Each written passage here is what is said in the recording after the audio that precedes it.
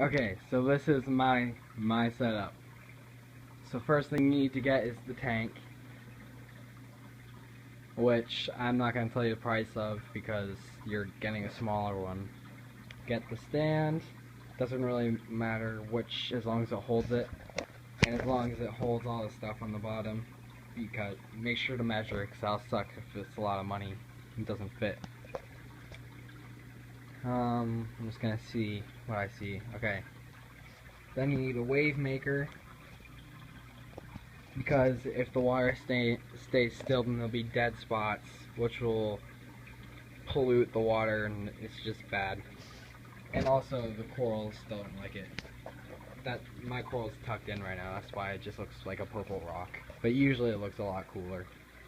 I think you've seen the picture of it. So you need one of these. Here's the controller for it. That controls how the waves are made, because it ramps up and ramps down, so it makes waves. And this is like $50. It's something you need.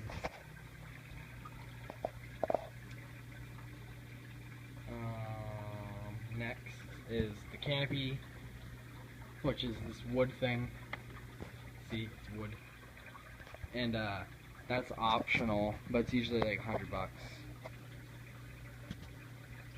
But it looks nicer. And then under the canopy, you lift it up like this. So then it's open. And that's where you like feed the fish and stuff.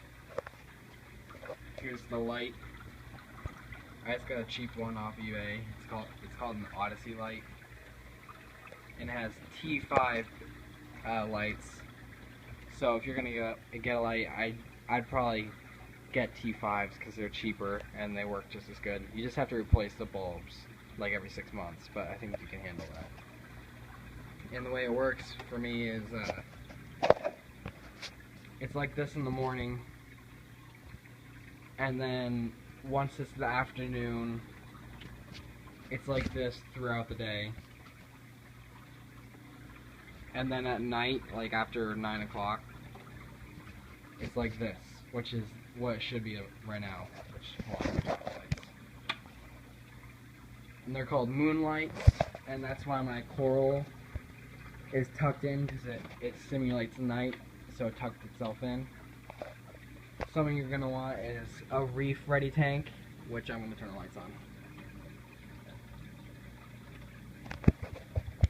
It's this thing. See, it's in the tank. You get that, and you make sure you get it like when you get the tank. Just get a Reef ready tank. It makes life easier.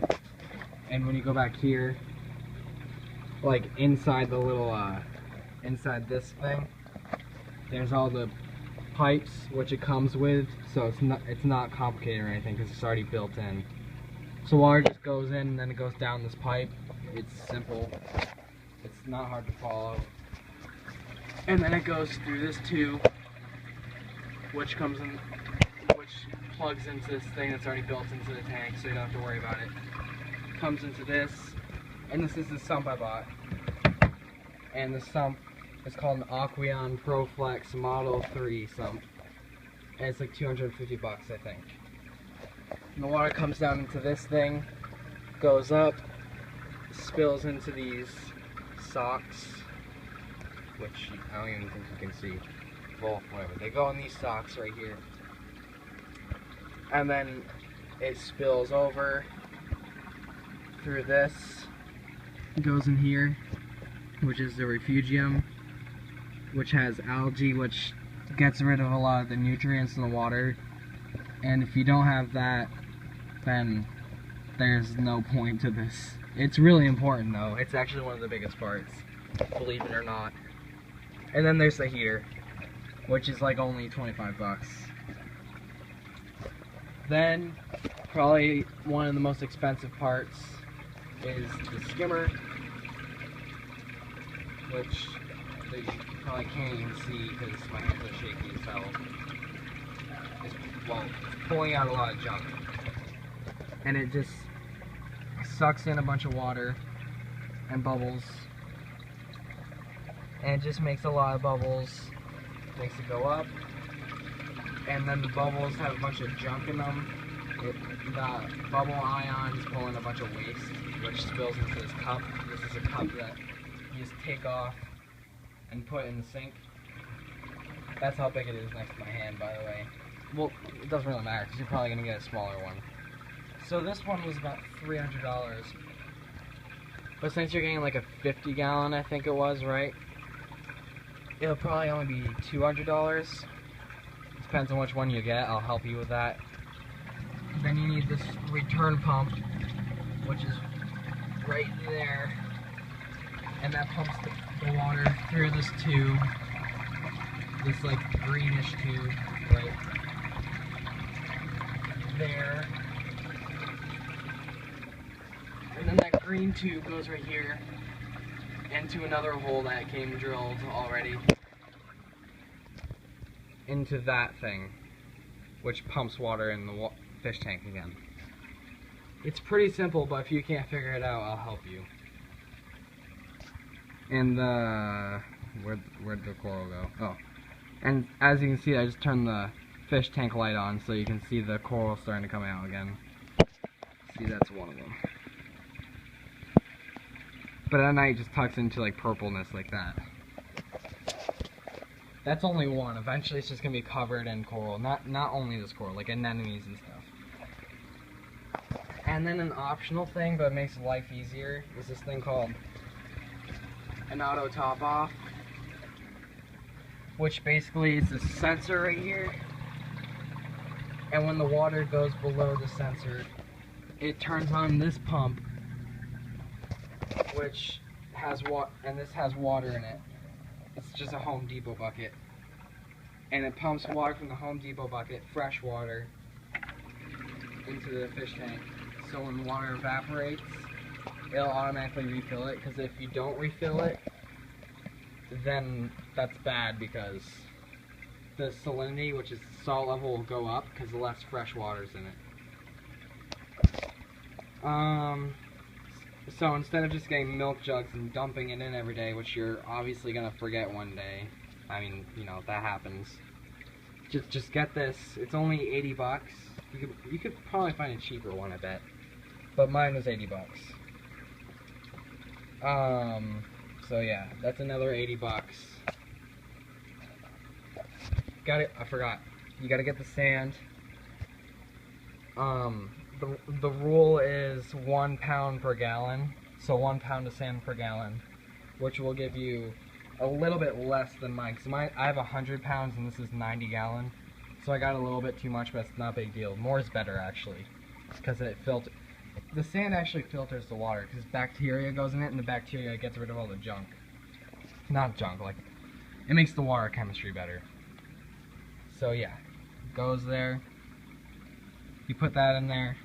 Then you have to get rock, which also filters the water. That's another.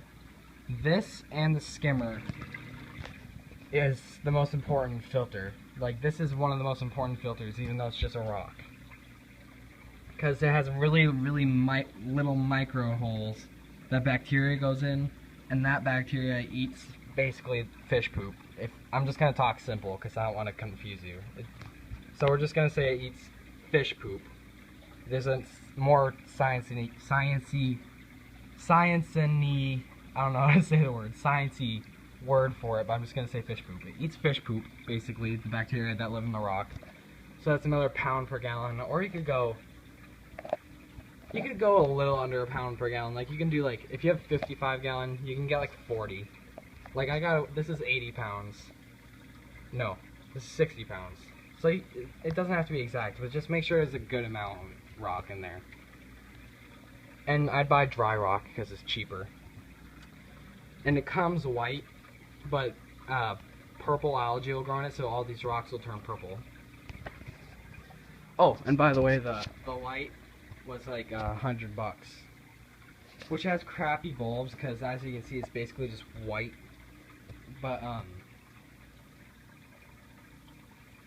once these bulbs go out, I'm gonna get better bulbs, and the fish tank will look a lot better. So you can add up how much it is. Actually, there's really no point because you're gonna make your own list for your own size tank. But that'll just help you get a little checklist of the basics of what you need to get. Well, no, this isn't the basics, but this is what you're going to want to get if you don't want to have to do stuff to it every day and like change water every day and stuff. Like if you just get this, you're good for a long time. Like you won't have to do any maintenance to the fish tank for a whole month besides feeding the fish, which food is right here. So yeah. Oh right.